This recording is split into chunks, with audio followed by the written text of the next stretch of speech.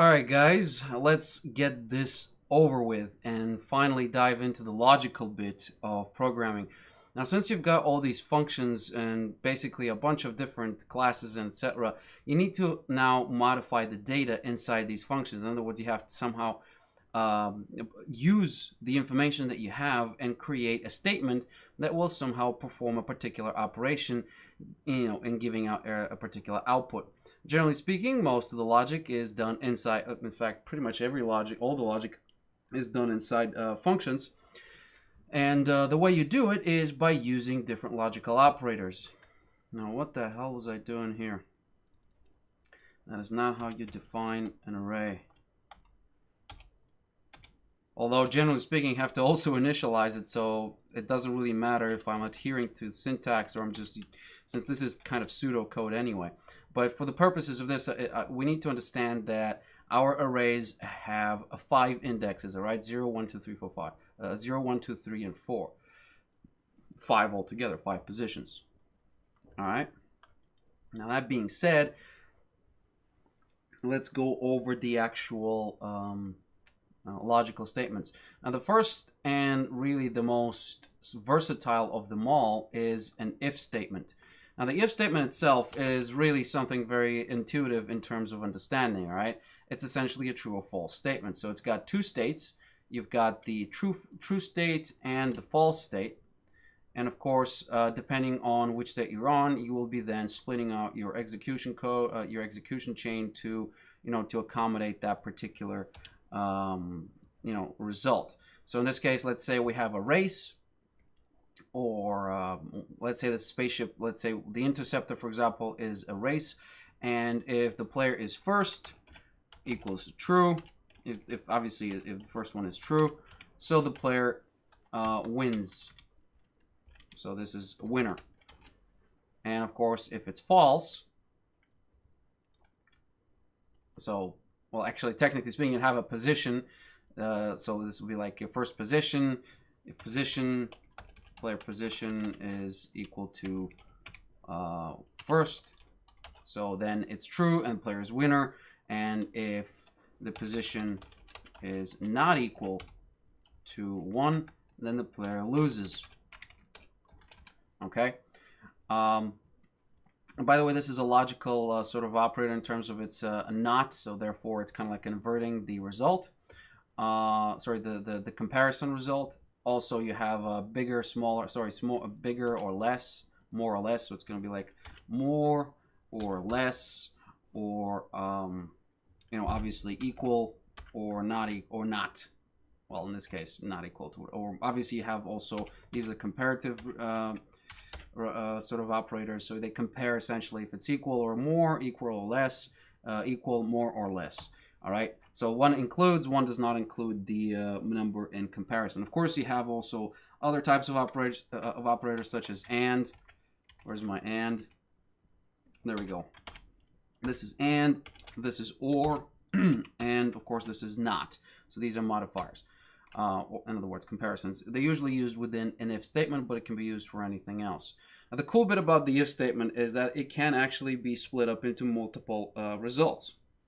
In other words, let's say we have 10 places in our race, and if the player's position is the second one, then you would want to run another if statement as well. But instead of just copying this and just changing the number here into 2, what you could do is essentially, well, let's say if the player is the first one, then he wins. However, if he's not the first one, else, right? You have an else statement, so it's else. He's the second one. If he's not the first one, then he's the second one, right?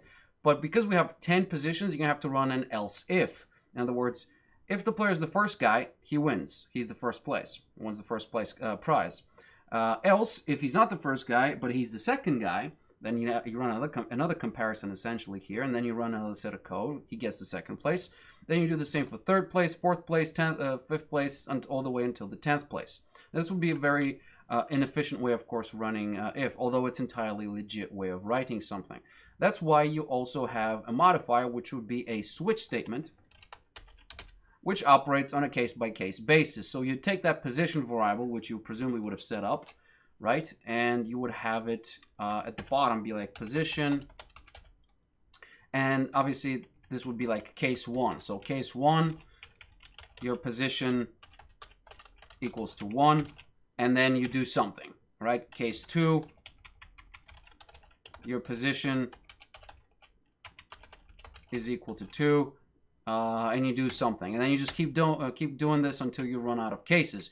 Usually you use the switch when you have something like a lot of different cases and states, but they're all tied to one particular condition. So instead of writing loads of else if, else if, else if, else if, else if, and have this huge diagram here, you will only use a switch statement and define a couple of cases, and then compare all these cases to the initial sort of comparison value. All right, so switch is a faster way of doing if statements if you have to do many. However, sometimes you might want to be running a loop because, as you can see, the position of the player corresponds to the overall maximum amount of players. So you would have something like a while loop, for example. We're going to go over a while loop, but I'm going to do this in a little bit different way. So this is a while loop, and while loop operates fairly simple to what you would think about, right? So while loop does something while something is met, some condition is met. So let's just say I'm going to use this condition here, and a while loop will be running while this condition is true. Therefore, if let's just say, for example, if the player's health is above 30% or 30 or whatever, whichever way you define health, be it by value or percentage, let's just say that while the player's health is above 30%, we'll keep spawning zombies. And just collapse some of these guys here. Don't need them. So we'll just keep spawning zombies. Spawn or enemies or whatever. Right? And this will keep occurring while the player's health is above 30. All right? It's important to understand that you don't know when the player will drop below 30% health. Therefore, while loops are very valuable because they allow you to execute code without actually knowing when it's going to end. And because players and the idea of games is for players to have player agency and their choices cannot be anticipated, entirely, while loops are very powerful tools for you to use as a game developer, allowing you to run logic that is not directly tied to player actions, but is simply tied to a condition that, when met, whatever it is you're running or not running will be executed, okay? I hope this makes some sense because, like I said, you don't really know when the player will be less than 30 health to not execute this code. Of course, you could flip this and say, well, I'll only be spawning enemies when the player is less than 30% HP to finish him off, right? So there's all sorts of different methods you could use when it comes to a while loop. Now, the cool bit about a while loop is that you can also use it to run through arrays. If we take a look at this, for example, if this position array, because this would generally probably be an array, let's go ahead and create ourselves an array. I'm going to say that this is an array for places or players or whatever. So this is how many placements you could get within the tournament, and it's an array of 10 positions, right? And you want to run over all of these 10 positions to see and compare to the player's current position. In other words, either doing a race or at the finish of the race. Now, how you would do that? Well, very simply. Essentially, you would create a variable, which would be an integer, and you could say that this is my iterator, which will, or shorthand for I, okay? And I'm going to say, obviously, it's an int, so it will be equal to, I don't know, let's just say 10. Or generally speaking, you would have some kind of a method allowing you to get the size of the array in question. So you could say places size, right? So this would be the maximum size. In this case, of course, it would be 10, right? So your I is 10, and then you would run this and say, okay, as long as I is less than size, so you could say, well, as long as I is less than the size of the array, so places size, actually in this case it should be I0, I'm sorry guys, I0, so it's going to be it's starting from the 0 position, which is the first position. So as long as places is less than the actual size of as long as the iterator is less than the size of the places and the amount of players in the game, you will be performing a particular action. For example, running an if statement comparing the current place of the player with the actual amount of players in the game. And as you're doing this, you will also add, let's say, compare. And after each compare, you will increase your iterator by 1. Now these you can decrement and increment, of course. Obviously this results in nothing, but essentially this allows you to either decrement by 1 or increment by 1. Okay, so instead of just writing +1, this is simply plus plus, which allows you also to use such things such as I equals plus equals 1. So essentially it allows you to say, well, I gets plussed by 1, so it's I plus 1 equals to however much. So instead of saying this, I plus 1 equals 2, in this case, for example, or 1, because it's starting from 0, you're just going to say equals plus, or plus equals. It depends on which syntax you're using, but generally speaking would be a plus equals, and then it will 1. So basically the computer will say, all right, he wants to add 1 to your current counter, and then set that counter to that value. All right, so it would be 0 plus 1 equals 1, then it will be 1 plus 1 equals 2, then it will be 2 plus 1 equals 3. So this value, the result of this expression, will be assigned to the initial to the initial variable here, which would be our iterator, aka I. And then as the places increase, or in other words equalize, so you could generally probably you would need to add an equal here as well. So as this happens, and basically it'll be run one last time, and it'll be the end of that. Now that is one way of using while loops. Generally speaking, I just described to you a for loop. Now the difference between a while loop and a for loop is that a for loop is a specialized form of a while loop. If I go ahead and type down for here, it essentially allows you to do the exact same thing, but in one line, in one logical function, which will allow you to declare the iterator, the how long would the iteration should continue, and then how much you will be incrementing this iteration each time your cycle runs through. So let's say we grab this block, for example, and I'm going to say, as I initiate my for loop, for example, I would say I'm going to start with an I which equals 0, right? And then I would run this until I is equals or is the same size or smaller than the place's size, or the size of the actual array. And then each time I run my cycle, I will increment I by 1, and this would be my for loop. And this is really the only difference. It's pretty much the exact same thing in terms of a result, and as far as I know, that's how a for loop is actually built, by using a while loop anyway. This is just a shorthand for, instead of writing this and having an external variable here to control the while loop, you just have a for loop. And we're going to go into for loops a little bit later down the line. I just want to finish with the while loop. You see, it's very much possible to create an infinite loop with while, and it's a big problem because it will hang your entire CPU. Now, generally, there's safeguards for that, and different IDEs and Unreal Engine 4 that will not allow you to do that because it will hang everything. It'll also obviously notify you that, hey, you have an infinite loop, you idiot, right? So generally speaking, it allows you to say something, well, if true is true, and then it stays true forever, and you don't have a break in the while loop, your while loop will be running forever, because true is always true, or 1 equals to 1, or whatever. The point is that sometimes, if you want to have particular execution times, you might want to use a do. So a do while loop is... at least I had a little bit of trouble understanding what's the difference between a do while loop and a while loop, because a while loop does something, it does stuff, right? So what's the do?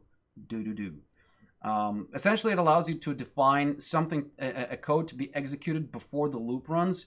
I really find this redundant in my opinion, because if you want to do that, you just have your own function and you just write your own code. So just a one-off shot, let's just say a do while loop would be, in this case, if we use the health example, I'm going to say health is less than 30, and I'm going to say spawn enemies So we're back to where we were. And a do while loop will allow me to spawn the player, because I cannot spawn the player inside this while loop, right? If I spawn him, I'll be spawning him every time, and I mistyped health. But at the end of the day, really my typing is kind of shit these days. But at the end of the day, if I wanted to spawn him, I would go ahead and create myself a little sort of a function here that would basically run once before the while loop begins. So I would spawn the player, right? And the player will be spawned, and then the while loop will run. Even though I could have done this outside, it's just like a little shorthand on how to use the while loop if you need just the one thing to be running. Okay. Next, of course, you've got our for loop. And like I said, I will skip over the for loop for now. I will define another one called a for each loop. So for each loops are essentially what you use for running through arrays. If I go ahead and take a look at this array, for example, it's got 5 people in it, and all these 5 people are integers because, as you can see, we're taking in an integer. And this generally should be outputting an array. Okay, as you can see, public array, it would be crew composition, and it would be outputting 5, right, or something like that. I think it should. It depends on the syntax. I remember having to do that. I'm not sure what's which syntax to use here right now because I'm getting confused. But it's anyway. Follow the syntax required for setting up an array whenever you're typing something. But generally speaking, you won't have to do that in Unreal Engine 4. But let's just assume that this is how you do it for now. So you take your crew composition. Currently, it's of course an array of 5, and it outputs integers. Therefore, it essentially allows us to say, well, for each integer,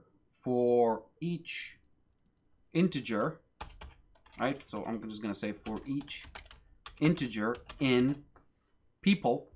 Is that what we're outputting here? Now, what's my composition? In composition,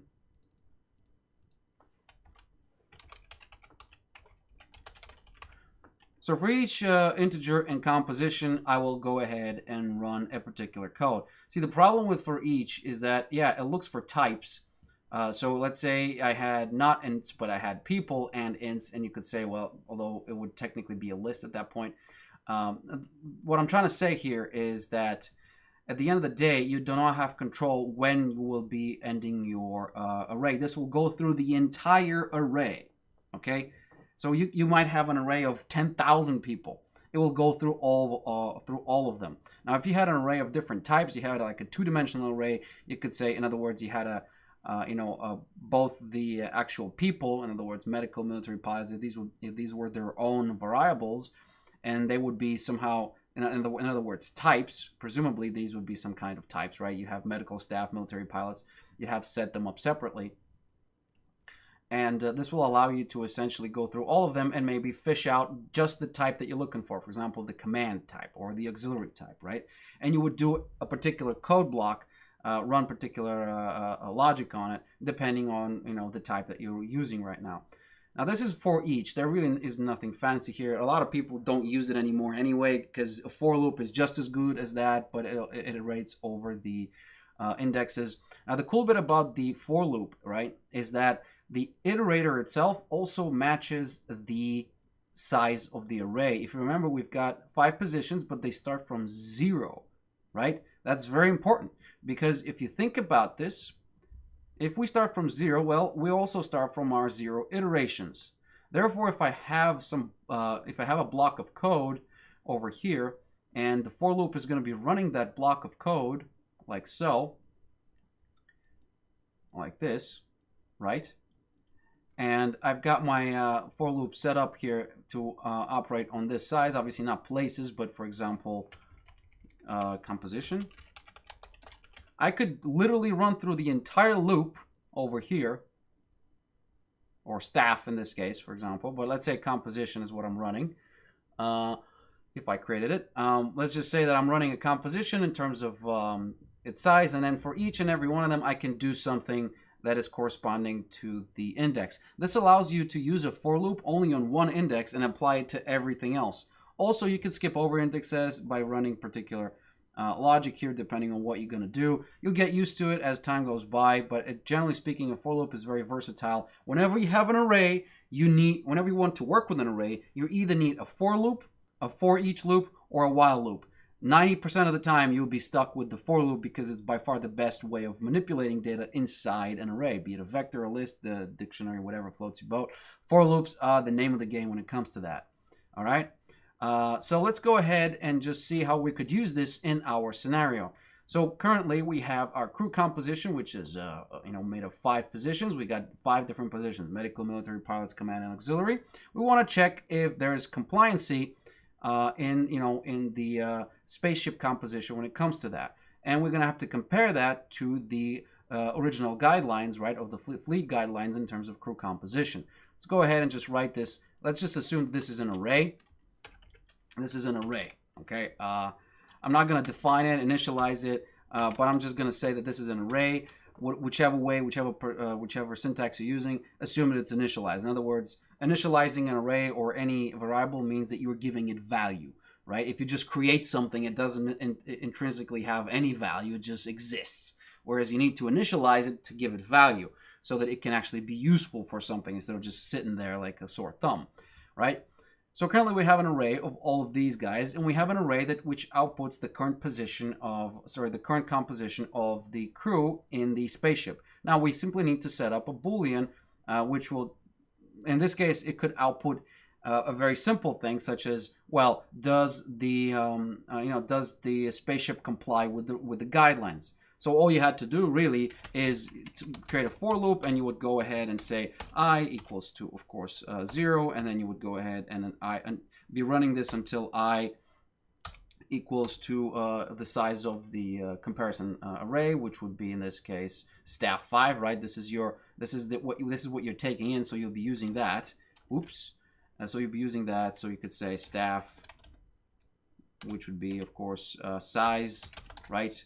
And then you would go ahead and increment this by 1, right? And this would be the end of your for loop. And of course, generally speaking, when you're writing this in an IDE, you'd be using these brackets to create a code block. This is defining the scope of your code. In this case, anything inside this is only accessible for the stuff inside this. This is how scope is defined inside IDEs. But generally speaking, I'm not going to do that right now since it's just going to clutter my view here. Let's assume that I'm working within the scope, and really this is of course not a proper way of programming because I'm not using anything. This is called pseudo coding, in other words, but I do think it's fairly easy to explain stuff using that instead of just typing a bunch of stuff, even though I do end up typing fairly weird things for the for the mind, so to speak. Anyway, once I'm doing this will mean that every single time this for loop runs, I'm going to go through the 0, then we're going to go through the 1 because I'm going to increment, then through 2, 3, 4, right? And I want to compare. So here I can put an if statement, and I'm going to say if, in this case, I'm comparing to the staff size. So if current index, so a staff, and then I'm going to say I, which is our current index, right? Because they match, not only I can control my iterations, but I can also control the position. I'll be using the position that we're currently in. So let's say the first position is medical. The second position is military. The third position is pilot. So it will basically go through all of these, and I will compare them to, is it equal? Let's say if it's not equal to, in this case, this would be some kind of other array, which would be, I'm going to call it guidelines. So let's be guidelines. Of course, this would have to be public so that it can access it. But for example, in this case, or you could feed it into, let's say this needs another input for which to compare, for example, right? So you could have a secondary input, which would also be an int rules, right? Also be 5, which is a much better, by the way, because it eliminates a requirement for having access to this stuff. All right, so you would basically feed this guidelines into here, and you would use rules in this case. So the rules, and then you'd say rules also I. Okay, so because they have the same setup here, your first medical, military, pilots, it's fairly simple to get it rolling, right? So as you can see, this will output, like every single time, for example, I could say, well, return a particular result. For example, I could set up a like another variable inside the function, right? This is a function variable, so I could say return to me the Boolean. Now I want to say return true or false, obviously depending on what it is. So currently this will return false only when one of these rules are broken. In other words, when the staff is not the same as the rules, and it will essentially return to me false, right? Saying that no, you're not compliant. Your ship is not compliant with the fleet guidelines in terms of crew composition. Now I could go a step further and say, well, which one does that actually, in which areas is the commander failing? So let's say if the player is required to have a particular setup in their crew layout, you want to tell the player which crew category they're currently failing in. So you might want to be outputting, instead of a Boolean, you might want to be outputting an array, okay? Might want to be outputting an array, allowing it to actually populate this array inside the function and then output it over here. Currently, of course, the result will be true, false, but you can output an array and just use it afterwards to present the player, well, your medical and your pilots are below average or below requirements, or maybe above requirements, or you have too many command units, you don't have enough auxiliary units, something like that, right? So you'd run, instead of a simple return false, you would go ahead and return an array, which would then be outputted over here. So it would be something like, you would create, of course, an array over here and then return this array in the form of a Boolean. So it would be something like, I think you can actually even create these things new. So it would be like bool, could be an array, and you'll say results, right? And it would be of 5, right? And essentially you would be adding your comparisons to the results using another for loop. Because remember, you cannot initialize this in the function itself because you don't know the numbers, right? You can't just say, well, this equals 2, that stuff, right? You cannot say that. So you need to use a for loop again to populate the results.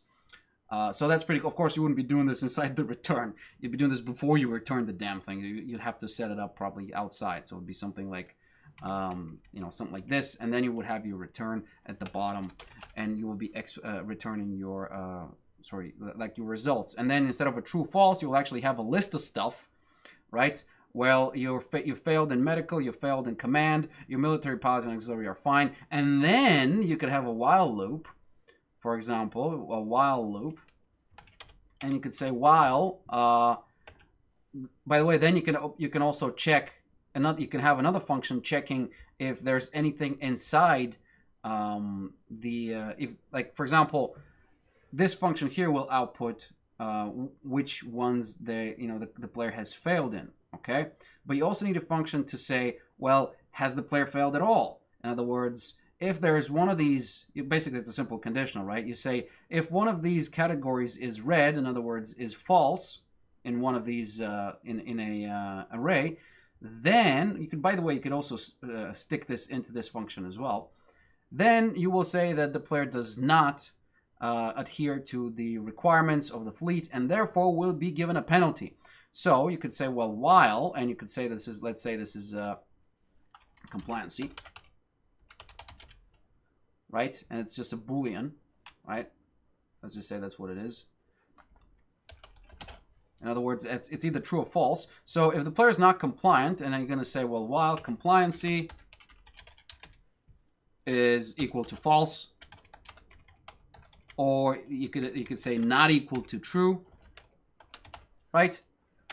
Then you can run something. For example, you could say, well, while the player is not compliant, deduct funds, right? So the player will keep bleeding money at particular intervals while they're actually not compliant with the fleet guidelines. So for example, it's a mission, it's a story mission, the player needs to perform a particular objective given the resources that he has, and he has to distribute them in such a particular fashion so that the game is the actual mission is challenging, right? If he puts all of his crew and pilots, he's probably going to have too many interceptors and just own the CPU. Whereas if you have particular conditions, maybe story-wise, let's say there's some kind of accident on the ship, all the pilots are dead, you cannot have the player have that many pilots. Although generally you wouldn't be given control to the player in terms of setting up the pilots in that case. I'm just giving you a scenario here. Then you could just say, well, give him the penalty of not listening to my instructions, my commands, etc. Or instead of that, you could just have a simple conditional rewarding the player for finishing the mission while adhering to these rules. Instead of punishing him while not adhering, you will actually reward him when adhering, allowing you to reinforce the player's idea of following the rules. Whereas if you just punish him, he's just going to say, well, it's a dumbass game, I'm just going to leave. Right? But I only wanted to use an excuse to give you an idea of how to use a while loop. All right? Now, that being said, you might be wondering something fairly obvious by now, and that is, well, look, dude, you'd be thinking to yourself, you have to write down everything yourself, right? You have to make every code block yourself. You have to define all the rules yourself. So how are you going to use math? And, what are these dot size things that you're using? For example, do I have to define a square? Because let's say a square, right? Squaring an object, squaring a number is essentially multiplying it by itself, right? So you would have a function which would say, it would be returning an integer, and it would be called square, for example. It would take a number, right? And then you would multiply that number here, and then you would return x. Obviously, you would have an equals here as well, right? To assign the value, right? So this is a square. This is a function of squaring any number, whichever number you put here, which is not a float, by the way. Notice it's an int. Obviously, there's a thing called a var. It's a keyword which allows the type of the variable to be set at input, allowing the player or the character or whatever to set. Let's say maybe it's a square and you want to be squaring 1.5 instead of just 1 or 2 or 3, and you will get the square to work as well. Of course, using the variable, and then your output, of course, also has to be a variable type, so var. Anyway, the point is that you don't have to be writing these in order to use them, all right? Because that's why people invented libraries. These DLL files, SDKs, etc. All of these are libraries. Now, a library itself is just a set of functions like these, be it square roots. Like a square root is just the opposite, right? And then you've got, like, for example, quadrangulate, like all these different functions, sinuses, cosine, tangents, vectors, dot products, cross products, right? All these different geometric and basically calculus functions that are defined for you already. You don't have to redefine them.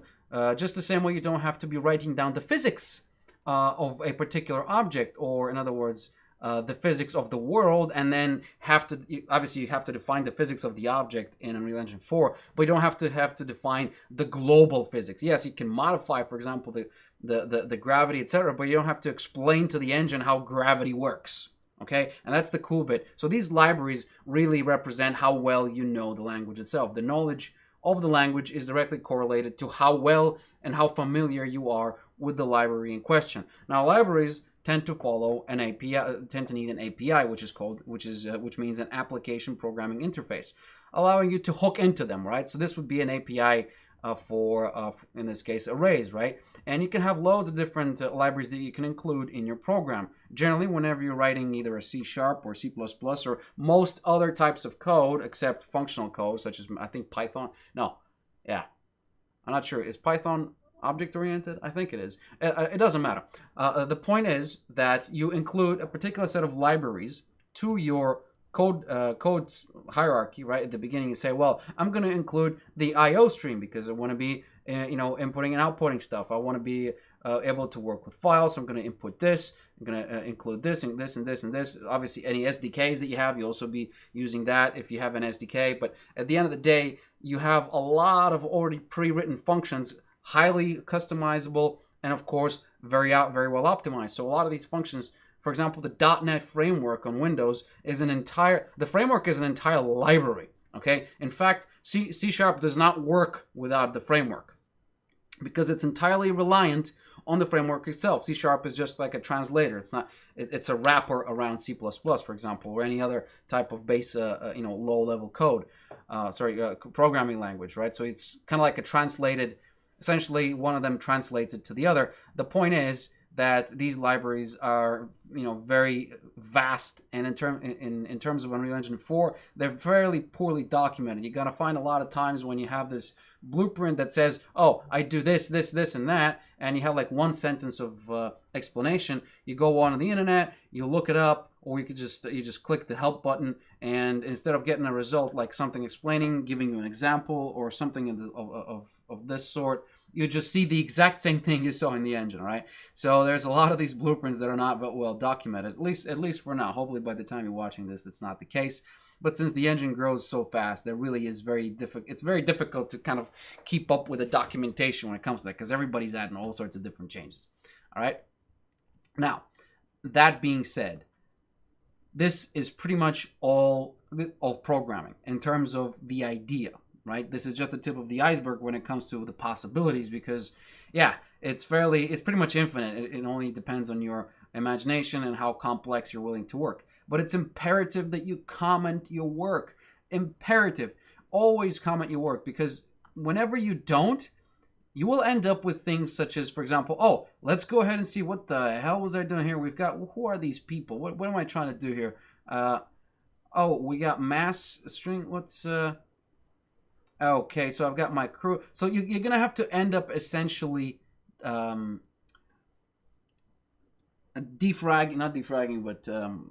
decoding your own code. You're trying to read what the hell you're trying to do. If you had a simple sentence here saying, well, we're setting up a spaceship which has these parameters, and this spaceship is then going to be used for this, right? And then here in this function, I'm going to say, well, I'm simply checking, if this is...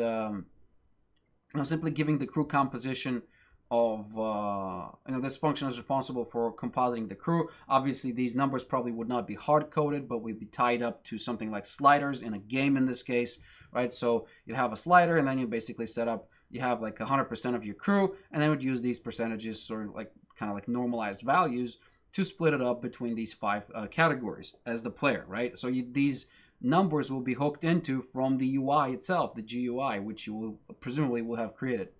Then, of course, you have the bool, which checks compliancy with the fleet rules. These are the fleet rules, right? You have to, and then, for example, this is the interceptor. The interceptor has such and such logic. It does such and such things. It's only available when these and these rules are applied. So you got all these comments that will make it very easy for you to read it. It'll take you no more than 5 minutes to understand what this whole code block will do. Whereas otherwise, you're actually going to have to follow the logic of your old self. And you might think that, well, if you thought this up, definitely you can think it back.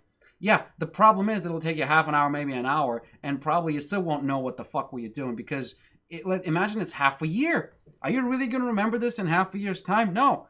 It happened to me once, and I guarantee it'll happen to you if you do not comment. You will go back to your code to make a minor change, and in order to find that change and to find where you have to change something, because let's say you didn't exactly account for the possibility that you're going to need a particular input in a class. I'm talking about something more than just making than changing public or static or private or different access modifiers. I'm talking about, let's say, adding a function, and then you're going to have to add this function here, and this function would take inputs from all these other functions here, and they would be somehow hooked up with your with your variables and the properties you set up here, and like it's going to get really complicated if you don't know what does what and which does which. So generally speaking, always, I cannot stress this enough, always comment, all right? Always comment, especially on long projects, because those tend to last a very long time. There's projects that, like if you take a look at Black Mesa, for example, I think it's been 5 years or even more since it's starting to run. Now, over 5 years, imagine if someone goes back now to the first level ever and they take a look at what the fuck was going on. Not to mention that if it's not you, and if someone else reads your code and they have to decide, now then decoding that is going to be a real pain in the ass, because you really have no idea what the hell you're doing. So you want comments. You definitely want comments, and make sure to have plenty of them. Now don't go, of course, too overboard, right? Don't rewrite the code in plain speak. All right. In other words, don't get this huge box and start. Well, first we'll set up our spaceship, where we have our amount of engines, the crew, the mass, the name, the operational status, the service time, and the engine type. All of these things, combined to make a spaceship, and then the spaceship is available with the getters and the setters in order to be accessed, through this and this and this. Because some things are fairly obvious, right? What is public, what is private, etc. But for example, functions are really good things to be commenting out, because you have to know what functions do, what their purpose is, what their intake is, and how are they tied in with the overall the grand scheme of things when it comes to the class itself, at least for internal functions. Okay, I've been talking enough, guys. I think I've went through everything. So you got your basic abstract understanding of how programming works. Programming, of course, like I said, is entirely dependent on libraries, which are connected to whatever it is using, by an API, which is essentially like an interface allowing you to program stuff. And then this interface could be, for example, part of an SDK, and this SDK could be part of a toolkit. Although it basically grows in terms of complexity. Although I think SDK and toolkit are kind of interchangeable. One is a software development kit, the other one is a toolkit more focused on tools, etc. But math, for example, math operations is a library. So math is a library. If you want to run math, you're going to have to include it in your code. Of course, in Unreal Engine 4, you don't have to do that. But if you go into C++ and you program Unreal Engine 4 stuff using C++, you're going to have to include the math in there as well. That being said, this is the end of my programming sort of tutorial because, like I said, there's plenty of information on the internet. Plenty. Too many programming tutorials out there. There are really great ones and there are not so great ones, but generally speaking, you'll find the great ones fairly easily if you have the desire to do so. However, in my mind, the abstract is much more difficult to comprehend than the actual code itself because, like I said, after you know how this whole thing operates, then it's only about syntax and library, okay? That is how you learn a language. Syntax is essentially how you type it down, and library is what tools are available to you, allowing you to maybe create more tools, right? Specialized functions, etc., instead of just writing your own shit. For example, array size, which is great, is a great type of using the dot operator, which allows you to access different properties on a particular class because it is technically a class, since remember everything is an object. It allows you to do quite cool things such as running loops, for loops, and tied directly to the size of the array instead of just trying to blind shoot. Oh, this array is 5, so I'm going to say we'll be running through 5. Okay. Generally speaking, you don't actually need to have. I think in this case you need to set up like this and have a name of the array being staff. Right. I'm not sure. I have to double check. It's been a while since I've actually written code. Most of the time I simply just default to the blueprint because it's a little bit more efficient, at least in my eyes, since it's much more visual. And I'm not a big fan of C++ because it's not very well, I think, organized. It's kind of like a Frankenstein, right? It's got patches over 10 years from now, and these patches make it a lot like C#. However, it's not exactly like C#, right? There's still some problems with it. It's very messy. Garbage collection is sort of automatically handled at this point. Garbage collection essentially means that whenever you have something, you destroy it. It has to be deleted from the memory, be it a function or an object or anything, has to be cleared out so that the memory can be reused again. So that's what your garbage collection is. Now in C++, you have to manage that on your own. So if you forget something, you're going to have a memory leak. Let's just say, for the sake of argument, let's say the spaceship gets destroyed, and that is it. I have to delete the spaceship. So whenever I'm constructing something, I'm going to have to also deconstruct it, allowing me to reuse this for another spaceship. Problem is that if I fail to do that, or if I forget to do that, or if I forget to do that in one of these other classes, for example, if I define this crew, for example, as another class, then we're going to have a problem, since every time I create a new ship, I'm going to create a new crew, and if I don't delete the crew when I destroy the ship, then I'm going to have crew. My RAM is going to get full of crew, and eventually, the application is going to run out of memory and crash. So this is what, this is, of course, C++ is a very powerful engine, programming language, but at the end of the day, I think it's kind of obsolete for what game development needs. All right, you need high-level logic. You don't need to dive down. Sometimes you do, but generally you don't need to dive down deep into the engine itself and start tickling around with C++. Not to mention that the problem with C++ in Unreal Engine 4 is that it doesn't really resemble C++ anymore at all. It's got all these macros and all these rewrites. Essentially, it tries to be C#, but without being C#. I can't really explain it. You see, C# or in some other languages are very reliant on the library itself, and therefore are very easy to use, and are very easy to get into. Like if you wanted to start programming, I recommend start with C#, not C++. But then the problem with that is when you start using C# and you go into C++, you're like, oh my God, this is stupid. Why do I need to do this? Why do I need to do that? So it's up to you, really. The important thing is you understand the abstract idea. I regret that I deleted I forgot to save it, the other diagram I had here with inheritance and composition and interface, etc. But that being said, we can go over in Unreal Engine 4 now, and we'll start actually programming our game, and you will see all of these methods being used throughout the programming process. So the development process can now officially begin, because you have all the knowledge necessary to start making your own shit.